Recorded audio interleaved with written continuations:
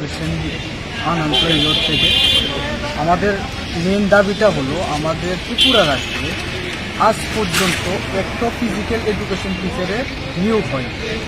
আপনি ভারতবর্ষের আদার স্টেটগুলো দেখেন, প্রত্যেক স্টেটে ফিজিক্যাল এডুকেশন টিচার আছে।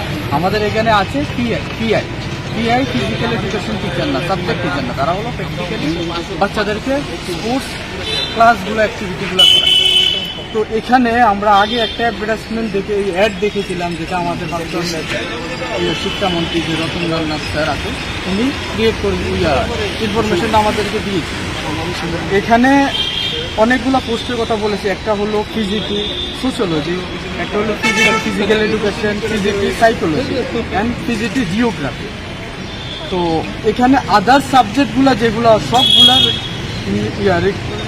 অ্যাডভার্টাইজমেন্ট হলো, ইন্টারভিউ হলো, সব কিছু প্রসেসিংয়ের পরে এখন তারা জব করছে।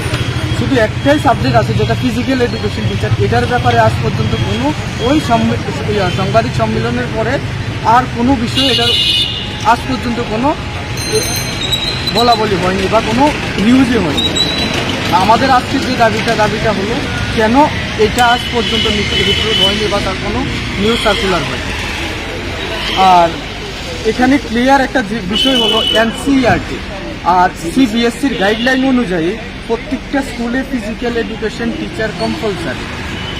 আর বিদ্যাজ্যোতি স্কুল হলো সিবিএসসির আন্ডারে এবং টিপিএসসির আন্ডারে, আমাদের ত্রিপুরা বোর্ডের আন্ডারে, স্কুল এডুকেশন বোর্ডের আন্ডারে যে স্কুলগুলো আছে ওইটাও কম্পালসারি হওয়া দরকার আমরা যদি আদার স্টেটগুলো দেখি।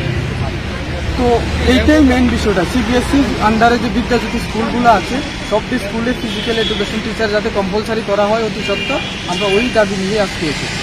কার কাছে আজকে এসেছি আমরা secondary education, director of secondary education and সেক্রেটারির কাছেও আমরা অ্যাপ্লাই করেছি, ওইখানে আমরা পারমিশন পাইনি। আর সিএম স্যারের সাথেও আমরা ট্রাই করছি লাস্ট 2-3 মাস ধরে দেখা করার জন্য, বাট ওইখান থেকে আমরা কোনো রেসপন্স পাইনি।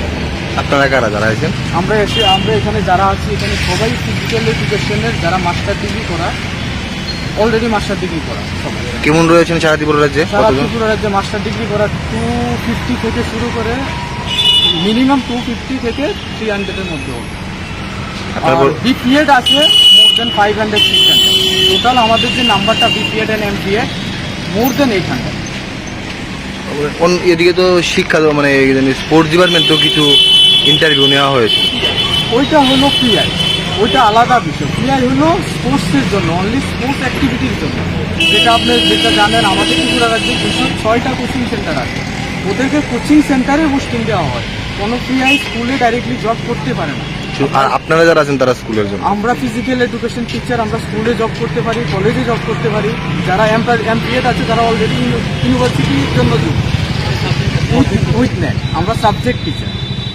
আর এখানে একটা গাইডলাইনও আছে যে ফিজিক্যাল এডুকেশন যে সাবজেক্টটা, এটা ইকুয়াল টু আদার সাবজেক্টের মতনই ট্রিট করার জন্য এটা একটা গাইডলাইনই দিয়েছে সিবিএসসি।